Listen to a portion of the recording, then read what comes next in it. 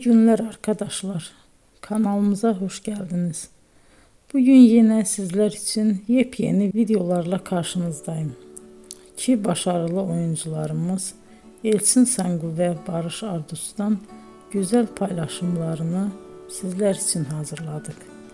Elçin Sangu, Sevdim Alabora, Yalancı ve Mumları, Kiralık Aşk, İyi Günde Kötü Günde bu dizilerde rol almış ve herkes tarafından çok beğenilmiştir. Biz de Elçin Sangu ve Barış Ardus'tan en güzel sempatik fotolarını sizler için hazırladık.